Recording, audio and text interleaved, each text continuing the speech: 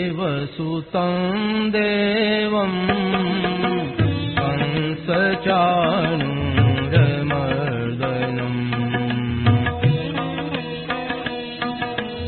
देवकी परमानन्दं कृष्णं वन्दे जगद्गुरुम्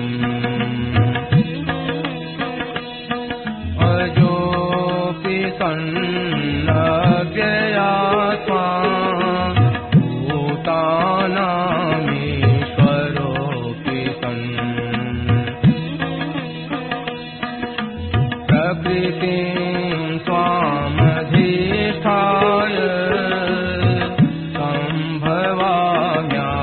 सम्भवाम्यात्ममायया यदा यदा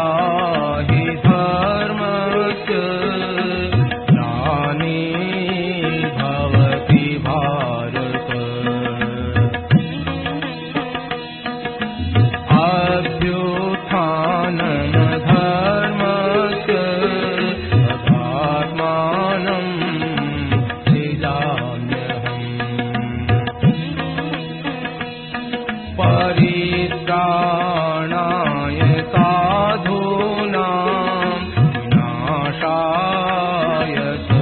दुष्कृताम् धर्म संस्थापनार्थाय सम्भवामि युगे युगे जन्म कर्म च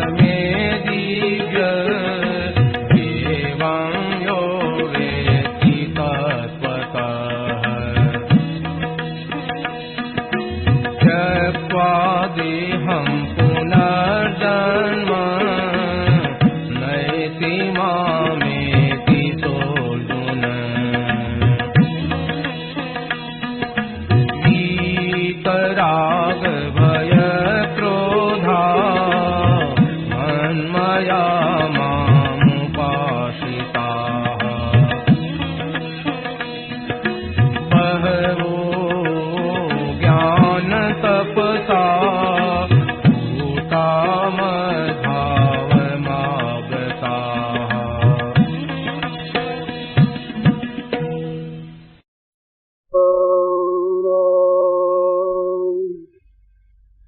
श्रीमन्नारायण नारायण नारायण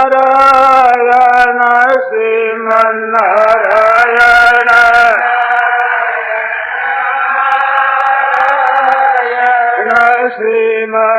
श्रीमन्नारायण नारायण नारायण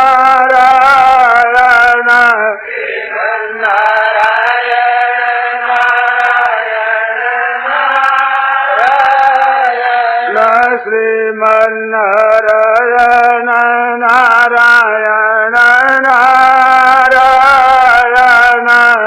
श्रीमन्नारायण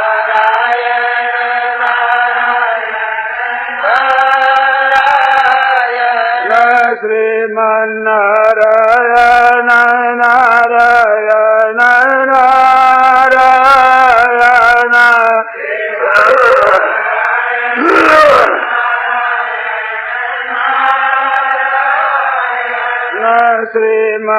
श्रीमन्नारायण नारायण नारायण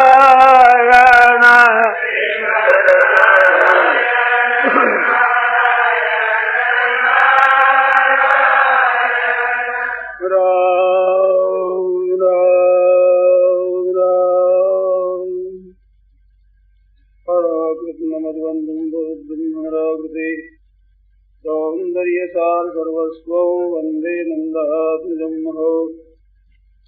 प्रपन्नपारिजाताय स्तोत्रवेत्रैकपाणये ज्ञानमुद्राय कृष्णाय गीतामृतदुहे नमः। वसुदेवसुतं देवं कंसचाणूरमर्दनम् देवकी परमानन्दम् कृष्णं वन्दे जगद्गुरुम् वंशी विभूषितगलान्नवनीरदाभात् पीताम्बरादरुणबिम्बफलाधरोष्ठात् पूर्णेन्दुसुन्दरमुखादरविन्दनेत्रात् कृष्णात् परं किमपि तत्त्वमहं न जाने। हरि ओं नमो परमात्मने नमस्ते गोविन्दाय नमो नमः। श्री गुरुचरणकमलेभ्यो नमः।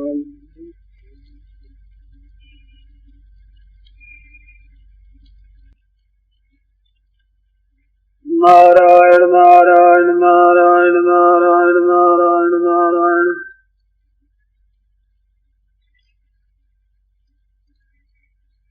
एक सीखना होता है और एक जानना होता है। तो जानना है उसकी बड़ी भारी महिमा है। सीखना भी जानने के लिए उपयोगी हो सकता है, परंतु सीखने मात्र से काम नहीं करना। सीखना होता है वहाँ हम मन बुद्धि इंद्रियां आदि से काम लेकर के धारण करते हैं बुद्धि में, वो सीख गए। और समझना होता है वो स्वयं के द्वारा होता है, वो मन बुद्धि के द्वारा नहीं। परंतु साधारण आदमी इन दोनों के भेद को समझता नहीं। वो सीखने को ही समझना मान गए कि हमने समझ लिया, हमने पढ़ लिया, हमने सत्संग से सुन लिया, तो सुन करके याद कर लेना है, ये सीखना है। उसका अनुभव हो जाए तो तत्काल परमात्मा तत्व की प्राप्ति हो जाए, जिसको मुक्ति कहते हैं, कल्याण कहते हैं, वो तत्काल ही हो जाए। और समझ न सके तो कम से कम मान ले तो कल्याण हो जाए। मानना और असली जानना है, ये बरोबर अर्थ रखते हैं दोनों। यद्यपि मानने में जानने के जितना साक्षात्कार नहीं है, परंतु उससे इज्जत कम नहीं है। उस मानने मात्र से लाभ होता है, वो कम नहीं। जैसे आप ध्यान दें, अपने आप को आप जानते मैं हूँ, अपना होनापन, इसमें कभी किसी को वहम होता है क्या कि मैं हूँ कि नहीं हूँ, और कभी विपरीत धारणा होती है क्या मैं नहीं हूँ। तो अपने आप को जानना है ना। आत्मने एव आत्मनातो तस्थित प्रज्ञ तदोचित। अपने से अपने आप को हम जानते, ये जानने का नमूना है थोड़ा सा।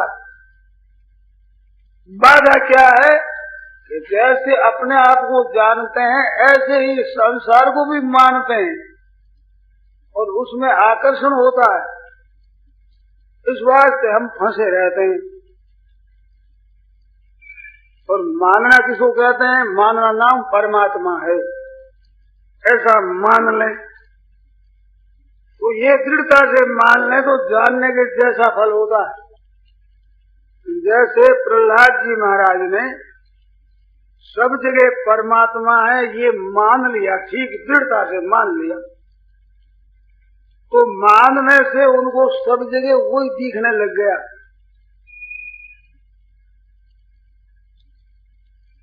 हर खंड में सब जगह वो परमात्मा है, जैसे प्रत्यक्ष दिखता हो ऐसे ही उन्होंने मान लिया प्रत्यक्ष की तरह। इसमें कोई संदेह नहीं किंचित मात्र भी।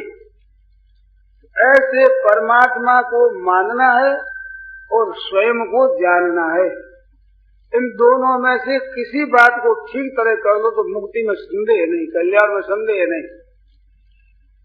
तो अपने आप को जानते हुए भी हम इंद्रियां और मन बुद्धि से जानना है, इसको भी जानना मानते हैं। ये जानना नहीं है, ये तो केवल दिखना है, सीखना है। इंद्रियां से बुद्धि से हम समझते हैं, वो एक सीखना है, ये वास्तविक जानना नहीं है। वास्तविक जानना होता है वो किसी के द्वारा नहीं होता है। द्वारा जो जानते हैं त्रिपुटी से जानते हैं, एक हम जानने वाले, एक हमारे जानने की वृत्ति और एक जानने में आने वाली वस्तु, ऐसे तीनों को लेकर हम जानते हैं। वो वास्तविक जानना नहीं है, वो देखना है और देख करके मान लेते हैं, वो सीखना है, जानना नहीं हुआ। तो वास्तव में जब जान लेंगे, यद ज्ञात्वा न पुनर्मोहम एवं यासी पांडव, जानने के बाद फिर मोह कभी नहीं होगा, हो ही नहीं सकता। जान ली वस्तु ऐसे आप मान लेते हैं तो उसमें भी मोह नहीं होता है। ज्ञान मार्ग में जानना मुख्य है, भक्ति मार्ग में मानना मुख्य है।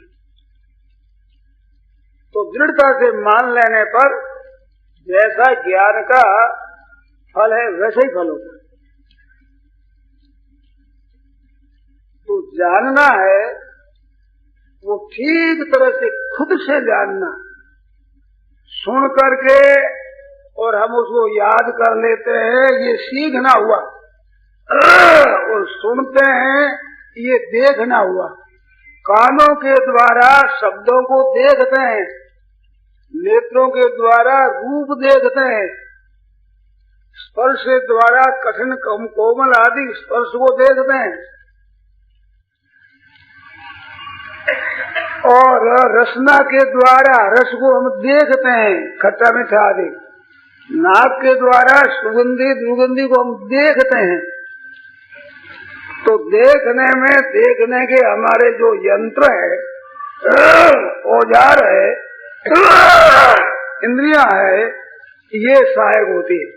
इनकी सहायता से हम देखते हैं और देख करके उसको जो याद कर लेते हैं, ये सीखना होता है।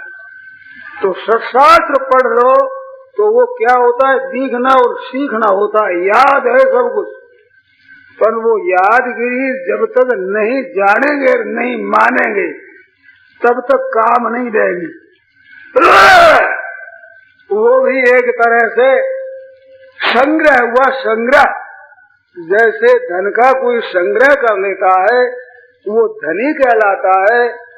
तो तिजोरियों में, बैंकों में अपने नाम से जमा कर दिया, वो धनी है। इसी तरह से बहुत से शास्त्रों को सीख लिया तो वो विद्वान कहलाता है, परंतु वो विद्या सीखी हुई है, याद की हुई है, चलती फिरती लाइब्रेरी है। कहीं से कोई बात पूछ लो बता देगा, परंतु शोक चिंता दूर नहीं होंगे। और मान ले और जान ले तो मानने से भी मिट जाते हैं शोक चिंता भय उद्वेग, और जानने से तो रह ही नहीं सकते। क्यों, ये सब के सब अनजान पने से पैदा होते हैं, अंधेरे में होते, अंधेरे में। अभी यहाँ अगर बिल्कुल अंधेरा हो जाए और खाली हाल पड़ा है, उसमें हम चले तो धीरे धीरे चलेंगे, ठोकर न लग जाए, खंबा न आ जाए, ऐसे देखते हुए चलेंगे। और जानते हैं कि खंबे इधर रह गए, हमारा रास्ता सीधा है, परंतु अंधेरे में वहम रहता है। और प्रकाश में खंभों के रहते हुए अगर खाली पड़ा तो दौड़ कर निकल जाएंगे, कोई लगेगी नहीं। तो प्रकाश एक और चीज है, ऐसे ज्ञान है, वो एक प्रकाश है। उस प्रकाश में हम बातों को जान लेते हैं तो बड़ा लाभ होता है।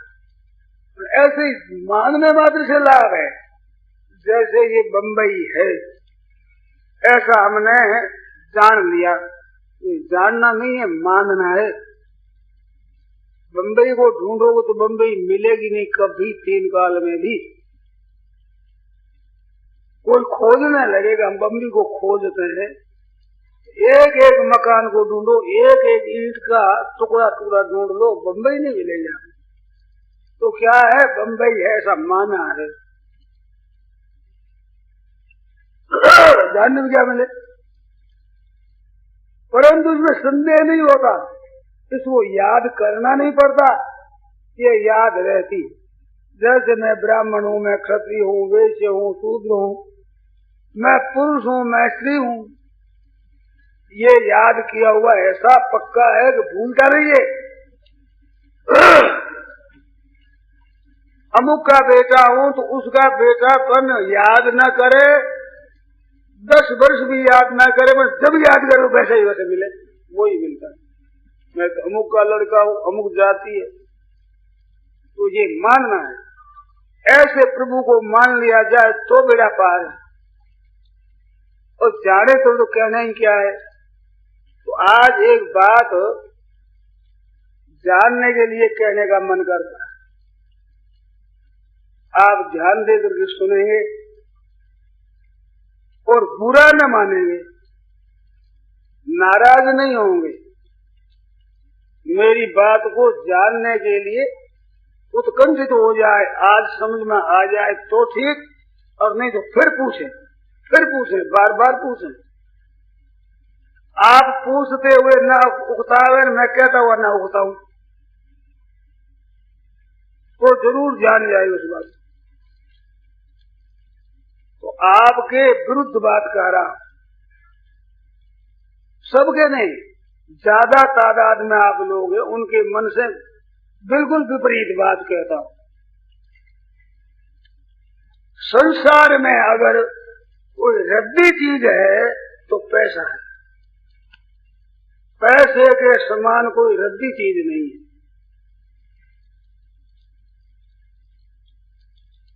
तो आपकी गति कैसे चलती है?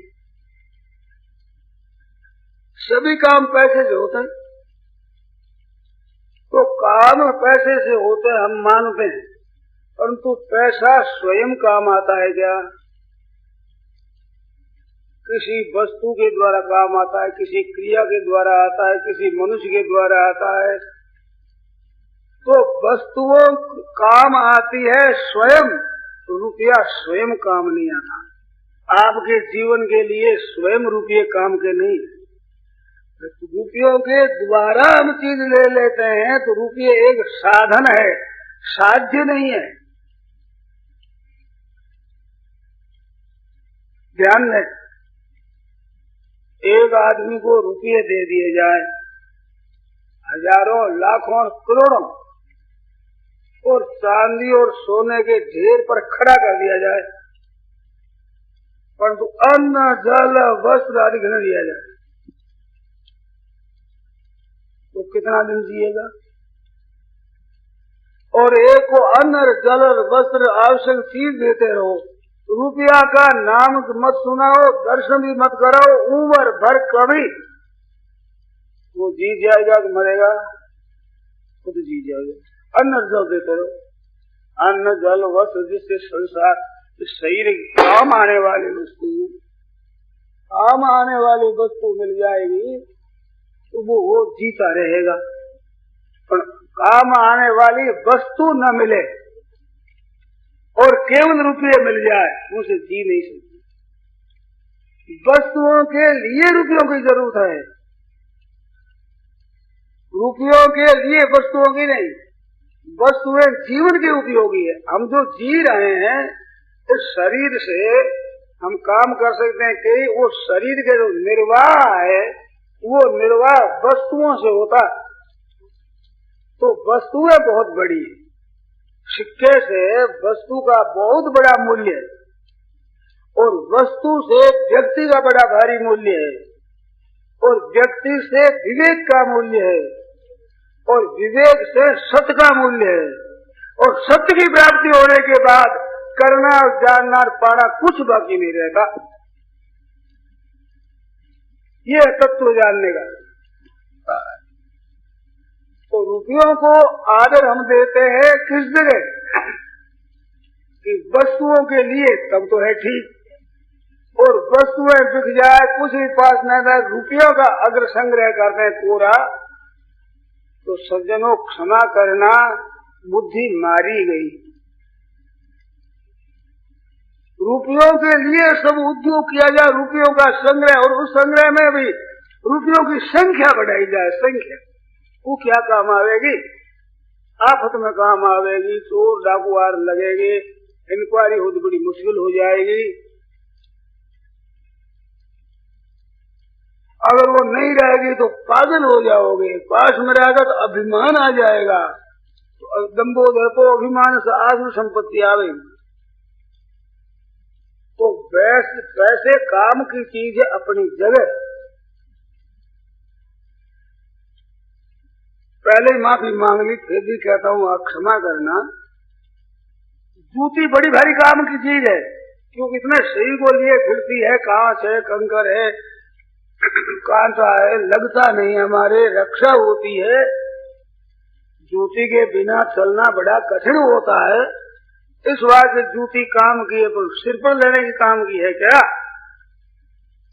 पैरों के काम की है, और आवश्यक है, बहुत आवश्यक है, परंतु सिर पर लेकर चलने की नहीं। ऐसे रुपये पैसे अपनी जगह बड़ी भारी काम की चीज है, परंतु सिर के ऊपर चढ़ जाइए सबसे, वस्तुओं से ही बढ़िया और व्यक्तियों से भी बढ़िया। व्यक्तियों का तिरस्कार हमने अपने कानों से सुना है। छोरे का ब्याह किया गया, दहेज कम आया, उस छोरी को मार दिया। दूसरा ब्याह करेंगे तो धन आएगा, अधिक आ जाएगा, और उस लड़की का तिरस्कार करते हैं, तेरे बाप ने धन नहीं दिया। तो धन के सामने व्यक्ति का तिरस्कार करना कितना बड़ा भारी पाप है। धन की अपेक्षा तो वस्तुएं कीमती, और वस्तुओं से मनुष्य कीमती, जो वस्तुओं के द्वारा निर्वाह होता है मनुष्य का, और मनुष्य का मूल्य नहीं है। कितना मूल्य है इसका कोई मूल्य नहीं। जिस मनुष्य शरीर से परमाणु तत्व की प्राप्ति हो जाए, सदा के लिए दुख मिट जाए, और सुख इतना अपार मिल जाए जिसकी सीमा नहीं है, ऐसा इस मनुष्य शरीर से, उस मनुष्य शरीर का तिरस्कार और मनुष्य शरीर के बदले में रुपयों का इतना आदर, ये बुद्धि का भ्रष्ट होना है। रुपयों की जगह रुपयों की काम है, परंतु व्यक्ति से रुपये तेज नहीं है भाई। रुपयों से तो श्रेष्ठ है वस्तु, और वस्तु है श्रेष्ठ व्यक्ति के लिए, तो उससे श्रेष्ठ है व्यक्ति। जो शरीर लिया है ये श्रेष्ठ है, क्योंकि वस्तुओं के लिए रुपया चाहिए और शरीर के लिए वस्तुएं चाहिए। शरीर के लिए वस्तुओं की जरूरत है, वस्तुओं के लिए शरीर नहीं, और वस्तुएं रुपयों के लिए नहीं, रुपये वस्तुओं के लिए, वस्तुएं शरीर के लिए। और शरीर है वो विवेक के लिए, सत्य क्या है, असत्य क्या है, नित्य क्या है, अनित्य क्या है, सार क्या है, असार क्या है, ग्रहण करने लायक क्या है, त्याग करने लायक क्या है, ये है विवेक। मनुष्य में कितना विवेक अधिक होगा वो समाज में ऊंचा पद पा जाएगा, क्योंकि व्यक्ति से भी विवेक बढ़ा है। जितना विवेक अधिक होगा, ज्ञान अधिक होगा, समझ अधिक होगी, वो तेज होगी। और विवेक से भी सत्य, तो असत्य का त्याग कर सत्य की प्राप्ति कर लेना, ये सबसे श्रेष्ठ। सत्य की प्राप्ति के लिए ही मानव जन्म है। उसमें सहायक हो जाए पैसे, बड़ी अच्छी बात, वस्तु हो जाए बड़ी अच्छी बात, व्यक्ति हो जाए बड़ी अच्छी बात, विवेक हो जाए बड़ी अच्छी बात। तो सत्य की प्राप्ति के लिए उपयोगी हो जाए, वे पैसे भी बड़े भारी काम की चीज, उसके लिए वस्तुएं भी बड़ी भारी काम की चीज, व्यक्तियां भी बड़ी भारी काम की चीज, और वो विवेक भी बड़ा भारी काम की चीज। और विवेक के द्वारा सत्य वो तो है ही प्रापणीय। तो रुपया खुद काम नहीं आता, व्यक्ति के खुद के काम में रुपया नहीं आता। रेत काम आती है, मिट्टी काम आती है, घास काम आता है।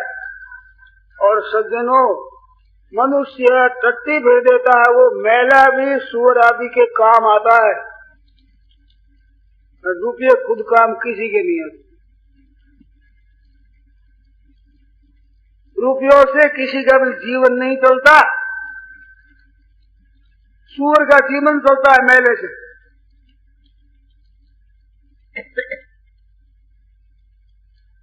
तो वो बढ़िया है जिससे जीवन चले, प्राण धारण कर सके, रह सके, जीता संसार में। वे उपयोगी वस्तुएं हैं। उन वस्तुओं के विनिमय करने के लिए, लेने देने के लिए रुपया साधन है, साध्य नहीं है। साधन मानो आपको धन्यवाद दिया जाए, पर साध्य मान लेते हो तो भाई पतन हो जाएगा। रुपये साधन है। साधन की जगह बड़ी भारी काम की चीज है। जैसे हम किसी मकान पर चढ़ते हैं तो उसे सीढ़ियां लगी है, बड़ी काम की चीज, पर सीढ़ी बड़ी काम की, वहीं बैठ जाओ तो कैसे पहुंचोगे? ऐसे रुपये काम की चीज है, अपनी जगह बहुत काम की चीज। वो वस्तुओं के लिए, वस्तुओं व्यक्तियों के लिए बहुत बढ़िया है। पहले जमाने में लोग वस्तुएं रखते थे, आजकल के जमाने में रुपया अधिक रखते हैं। गांवों में रहने वाले खेती करते थे, अनाज अधिक होता, अपने घरों में जितना कोठ लिया है उनको भर देते, और उसके सिवाय रहता तो जमीन खोद कर उसमें डाल करके ऊपर रेत फेर देते, रखते थे। आज अनाज कहाँ रहा, घास नहीं रह सकता, बिक्री कर दिया, रुपये पैदा हो जाएंगे, महंगा भाव हो गया, अब रुपये कर लो, अन्न के भी रुपये कर, और घास के भी रुपये, पशुओं के रुपये, रुपये अधिक हो जाए, संख्या अधिक बढ़ाने में होड़ बनी है। अब पशु मर रहे हैं, रुपये क्या काम दे? अगर उनका घास रहता तो आज पशु जी जाते। पशु व्यक्ति है, व्यक्तियों के लिए वस्तु खोदी नहीं, खत्म कर दी, रुपये रह गया, रुपयों को खिलावे क्या करे? और भी एक लहर छाई हुई है रुपयों का, तो संग्रह है वो बड़ा बढ़िया लगता है। ये संग्रह ज्यादा हो जाए। एक बात और कहूँ, ध्यान देकर सुने आप लोग, बढ़िया उपयोग है, उपयोग। रुपयों का भी अच्छा उपयोग किया जाए, वस्तुओं का भी अच्छा उपयोग किया जाए, मनुष्य का भी अच्छा उपयोग किया जाए। नीति में श्लोक आता है, अमंत्रम अक्षरम नास्ति। कोई ऐसा अक्षर नहीं जो मंत्र न हो। नास्ति मूलम अनौषधम। ये जो मूल जड़ी बूटी है कोई ऐसी नहीं है जो औषध न हो। और अयोग्य पुरुषो नास्ति। और मनुष्य कोई भी अयोग्य नहीं है। योजक तत्र दुर्लभ। योजक दुरुपयोग, उसको लगाने वाला। मानो किस मंत्र से कैसे कैसे होता है, कैसे लाभ होता है, किस औषधि के क्या क्या मिलाने से कौन सा रोग दूर होता है, रोग, ऐसा जानने वाला का। ऐसे ही कौन मनुष्य किस काम के लायक है, उसको उसी काम में लगाया जाए तो बहुत ठीक हो जाएगा। अयोग्य नहीं, एक वस्तु के एक काम के लिए अयोग्य होता है, वो दूसरे काम के लिए योग्य होता है। तो ठीक तरह से उपयोग किया जाए उनका, ठीक तरह से, तो वो कल्याण करने वाला होता है। तो सदुपयोग बढ़िया है सज्जनों, सबसे बढ़िया सदुपयोग है। वो पैसों का कर सकते हो, वस्तुओं का कर सकते हो, व्यक्तियों का कर सकते हो, विवेक का कर सकते हो, जिससे सत्य तत्व की प्राप्ति हो जाए। भाइयों बहनों, ध्यान दें आप लोग। मेरे को कई बातें ऐसी विलक्षण संतों से मिली है, मेरे को बहुत प्रिय लगी है, बड़ी श्रेष्ठ लगी है, जिससे प्रकाश हो जाए भीतर। इस बात आप लोगों को सामने कहता हूँ, शायद आपको भी बढ़िया लगे। तो हमारे विवेक के सामने दूसरी संसार की चीजें कोई इतनी बढ़िया नहीं। वो क्या मिली है कि सदुपयोग, आपके पास में धनवत्ता है तो धन का सदुपयोग करो, परमात्मा की प्राप्ति हो जाए। धन नहीं और दरिद्रता है तो दरिद्रता का सदुपयोग करो, परमात्मा प्राप्त मिल जाए। आप निरोग है तो निरोग पड़ेगा उपयोग परमात्मा की प्राप्ति के लिए करो तो परमात्मा की प्राप्ति हो जाए। और आप बिल्कुल निर्बल है, रोगी है, तो रोग का और निर्बलता का भी उपयोग अच्छा कीजिए, भगवान मिल जाएंगे। आपके पास जो परिस्थिति सुखदायी, दुखदायी, अनुकूल, प्रतिकूल है, उसी परिस्थिति का सदुपयोग किया जाए तो परमात्मा तत्व का बोध हो जाएगा। परमात्मा की प्राप्ति के लिए कोई मनुष्य अयोग्य नहीं है, और उसको जो परिस्थिति मिली है वो सबकी सभी साधन सामग्री है, कब उपयोग किया जाए ठीक, और दुरुपयोग किया जाए तो पतन करने की चीज। सदुपयोग की बड़ी भारी महिमा। दरिद्रता है तो क्या करें, हमारे पास पैसा नहीं, कोई वस्तु नहीं, रहने के लिए मकान नहीं, सब दरिद्री है, कंगले है। तो सब कंगले का रूप, दरिद्रता का रूप, और एक त्यागी पुरुष है, तो दोनों के रूपों में क्या फर्क है भाई? त्यागी के पास में न अन्न है, न वस्त्र है, मामूली कपड़ा है, मामूली दरिद्री पास नहीं है, रहने के कोई मकान नहीं, न त्यागी के न दरिद्री के, दोनों के भी अंतिम में दाम नहीं है। परंतु अवस्था एक है क्या? त्यागी की और दरिद्री की अवस्था एक है, बल्कि एक अवस्था है क्या दोनों की?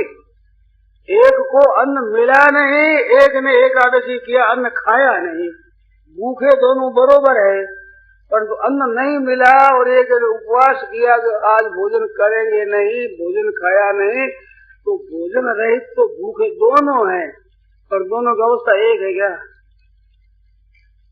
मिला नहीं वो दुखी है, और खाया नहीं वो सुखी। ऐसे दरिद्री है वो दुखी है, और त्यागी मस्त है। त्यागी के पास धनी से धनी आदमी जाकर शांति लाभ करता है, इतना आनंद है उन्हें। दरिद्री इतना भिखारी है जो मिल जाए तो लोग सुगुन भी खराब समझते हैं और उसका संग करना नहीं चाहते, तो अभाव दोनों के पास। तो जिनके पास धन नहीं, वो अगर भीतर से त्याग कर देगा हमें धन लेना ही नहीं, भीतर से धन की इच्छा को मिटा दे, तो क्या दरिद्रता रहेगी? दरिद्रता धन के अभाव का नाम नहीं है, भीतर से जो रुपयों की चाहना है इसका नाम दरिद्रता है। वो वा दरिद्रो ही विशाल कृष्ण, जिसके कृष्णा ज्यादा है वो दरिद्री है। श्रीमांस्त का लक्ष्मीवान कौन है? यस्य समस्त तोषा चाह गई चिंता मिटी मनवा बेपरवा, जिसको कुछ नहीं चाहिए सो साहन प्रतिशा, बादशाहों का बादशाह, चाहिए ही नहीं कुछ। तो चाहिए भी नहीं, कैसे काम चलेगा भाई? अरे रोटी चाहिए, कपड़ा चाहिए, मकान चाहिए, चाहिए चाहिए कि तो लेन लगी है। कि जिसके हृदय में चाहना नहीं है उसके लिए वस्तुओं की कमी रहेगी ही नहीं, कमी चाहना से रहती है, और चाहना रहते हुए कमी कभी मिटेगी ही नहीं। चाहे लाखों रुपए दे दिया जाए, करोड़ों रुपए दे दिया जाए, तो भी दरिद्रता मिटेगी नहीं। थोड़े रुपये होंगे तो दरिद्रता छोटी रहेगी, और ज्यादा रुपये होगा तो बड़ी दरिद्रता होगी।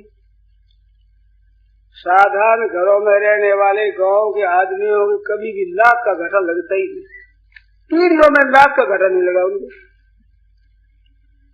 तो धनी आदमियों को लाख का घाटा दिनों में लग जाए। जो जो धन बढ़ेगा, जिन प्रति लाभ लोभ अधिक बढ़ेगा। 100 रुपये पास में होने से 1000 की इच्छा होती, और 1000 रुपये पास होने से 1000 में आजकल 10,000 तो कम से कम होना चाहिए, और 10,000 होते ही मन में आती है कि लखपतियों में नाम नहीं हो,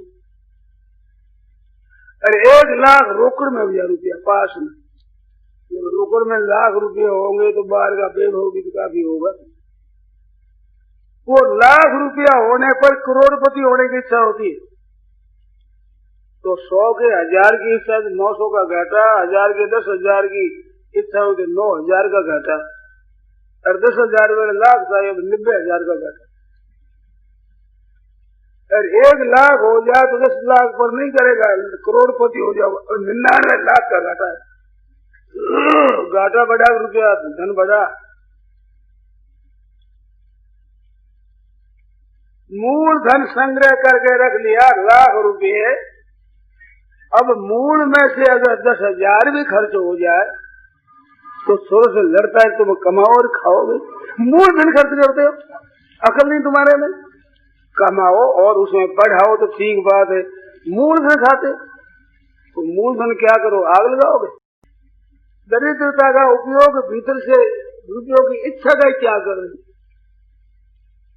भिक्षा न मिले तो भूख कोई पा लेते हैं, तो रुपये न मिले तो उस दरिद्रता को पा लेते हैं। बस दरिद्रता हमें क्या कर दिया, हमें ले गई नहीं रुपये। भीतर से त्याग रखे अपना, तो नहीं तो समता रखे। रुपये आ जाए तो बड़ी अच्छी बात, न जा जाए तो अच्छी बात, आ जाए तो अच्छे काम में लगा देंगे, नहीं आ जाए तो झंझट मिटे। रोटी कपड़ा तो मिलेगा भाई, जिसने शरीर दिया है उसने शरीर के निर्वाह का प्रबंध किया है। पेट ही न जब पेट भरा, अब पेट के काज कहा भटके।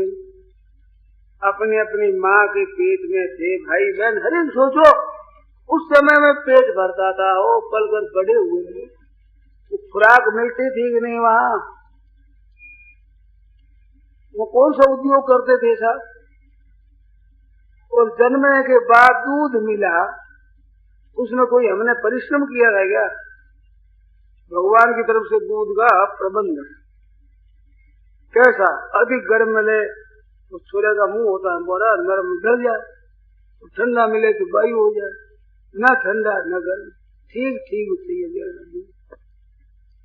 और दूध कैसा, पात्र में लिया हुआ, जितना चाहे पी लो, छोड़ दो, खराब होता नहीं।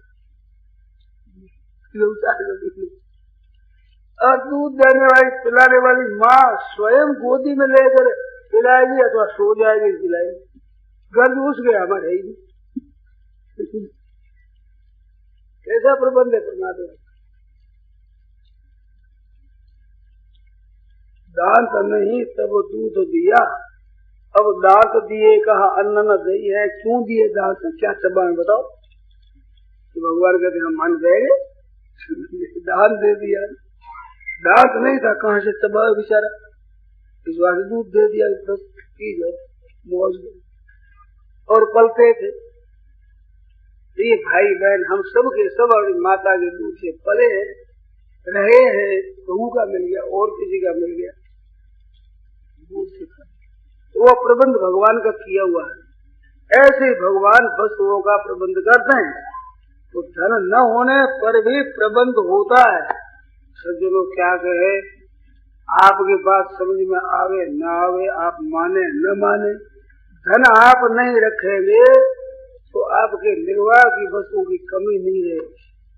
संतों की बातें मैंने सुनी, एक मंडली थी महाराज, मंडली चली गई तो एक दिन भिक्षा नहीं मिली गांव में, जा रहे दिन तो मंडली थी, भिक्षा नहीं मिलने से पूछा अगाड़ी जाकर संतों ने, अरे भाई किसी साधु के पास पैसा है क्या। एक साधु बोले हमारे पास रुपये है, यही कारण भिक्षा नहीं दिया।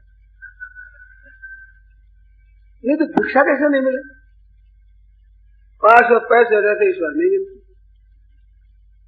और कुछ भी नहीं रहता है उसको आकर लोग भिक्षा देते। एक बाबा मिले थे हमें, वो अजगर तैरते थे, अपने पढ़े ना पा रहे, किसी से कुछ नहीं कहना, भोजन पहुंच जाता है, 1-2 दिन 3 दिन भूखे भी रह जाए, पर प्रबंध हो जाता है, इसमें संदेह नहीं। ऐसी कई बार बातें देखी है, घटनाएं घटी, क्योंकि अपना प्रारब्ध वो तो रहेगा ना, भाग्य तो साथ में रहेगा, जैसा मिलना अंदर मिलेगा। पर इसका उल्टा अर्थ मत लेना। उल्टा अर्थ क्या है, उद्योग क्यों करे, भाग्य से मिल जाएगा। मनुष्य बने से गिर जाओगे। उद्योग का अर्थ भाग्य को न मानना नहीं है, और भाग्य को मान लेना, प्रारब्ध को मान लेना उद्योग रहित होने में नहीं है। भाग्य को मानने का अर्थ है चिंता न करना, उद्योग पूरा करना। चिंता क्यों करे? जीव तू मत करना फिक्री, भाग लिखी सो हुई रहेगी, भली बुरी सगरी। अच्छी बुरी होकर रहेगा, फिक्र मत कर। फिक्र बंद करने के लिए प्रारब्ध है, उद्योग बंद करने के लिए कभी नहीं। उद्योग करना तो मनुष्य का काम है, उद्योग करना परमात्मा की प्राप्ति के लिए। दुकानदार करो दुकानदारी पे परमात्मा प्राप्ति के लिए, नौकरी करो तो परमात्मा प्राप्ति के लिए, खेती करो तो परमात्मा की प्राप्ति के लिए, भगवान के लिए करो। भगवान पर ऐसा न करो कि तुम्हारे यहाँ मैं खेती करता हूँ, तुम्हारे बाल बच्चों का पालन करता हूँ, तुम्हारे लिए नौकरी करता हूँ। भगवान सुने, हाँ भैया मेरा काम करता है, प्रसन्न हो जाएंगे भगवान एक ऐसी मौजूदगी में। तो रुपए पैसों से वस्तु बढ़िया है जिस वस्तु से निर्वाह होता है, और जिस शरीर का निर्वाह होता है उस शरीर में विवेक है। विवेक सत्य असत्य, नित्य अनित्य, सार असार तत्व को जानना ठीक तरह से, उस तत्व जानने की महिमा है। और जान करके उस सत्य को प्राप्त कर असत्य का त्याग कर देना है। तो वास्तव में सत्य को प्राप्त करने के लिए ही मानव जन्म है। परंपरा से धन अगर उसकी प्राप्ति में लगा है तो बड़ा भारी बढ़िया धन है। तीन गति है द्रव्य की, दान भोग और नाश। दान होता है तो भोग होता है नाश, दो ही बात लिखे नहीं। गति तीसरी ताश, ना तो स्वयं खाता है ना खिलाता है तो नष्ट हो जाता है। ये तो उपयोग में लेने के लिए है, बस जो मिल जाए उपयोग में। इस बात से उपयोग में आ जाए, आपके आ जाए, औरों के आ जाए, बहुत अच्छी बात। हमारे पास एक विद्या है तो, बुद्धि है तो, योग्यता है तो, धन है, कोई पद मिला, कोई अधिकार मिला तो अधिकार दूसरों के हित के लिए, दूसरों की सेवा करने के लिए, अपना ऐसा आराम भोग के लिए नहीं। ऐसे आप समझे तो बहुत ही बढ़िया। तो ऐसे मान लेना बढ़िया, जान ले भीतर से। अब तो क्या नहीं, जान गए हम ठीक, ये संसार की वस्तु में सदा साथ चलेगी नहीं, रहेगी नहीं, थी नहीं, सेवा करने के लिए है। तो भगवान ने जो दिया वो सेवा में लगाओ, उत्साह पूर्वक लगाओ। बुद्धि दी तो बुद्धि लगाओ, धन दिया तो धन लगाओ, योग्यता दी योग्यता लगाओ, पद दिया तो पद को लगाओ। सेवा करता रहे, मौज और मस्त रहे, आनंद से, तो जीवन शुद्ध हो जाता है, निर्मल हो जाता है, परम तत्व की प्राप्ति हो जाती है। अब इसमें शंका हो पूछो।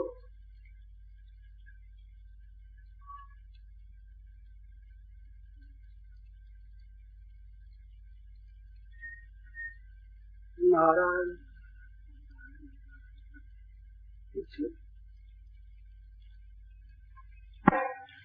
जय सीताराम सीताराम सीताराम, जय सीताराम जय सीताराम सीताराम सीताराम, जय सीताराम जय सीताराम सीताराम सीताराम, जय सीताराम जय सीताराम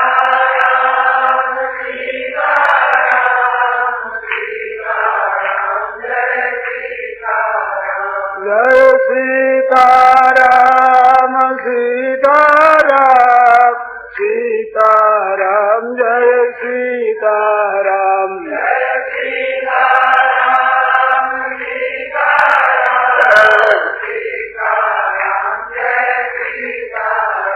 जय सीताराम सीताराम सीताराम सीताराम, जय सीताराम जय सीताराम सीताराम सीताराम, जय सीताराम जय सीताराम सीताराम सीताराम, जय सीताराम जय सीताराम सीताराम सीताराम, जय सीताराम जय सीताराम सीताराम सीताराम जय सीताराम जय सीताराम सीताराम सीताराम जय सीताराम जय सीताराम सीताराम सीताराम जय सीताराम जय सीताराम सीताराम सीताराम जय सीताराम जय सीताराम सीताराम सीताराम जय सीताराम जय सीताराम सीताराम सीताराम जय सीताराम जय सीताराम सीताराम सीताराम जय सीताराम जय सीताराम सीताराम सीताराम जय सीताराम सियावर रामचंद्र की जय मोर मुकुट वंशी वाले की श्रीमन नारायण नारायण नारायण श्रीमन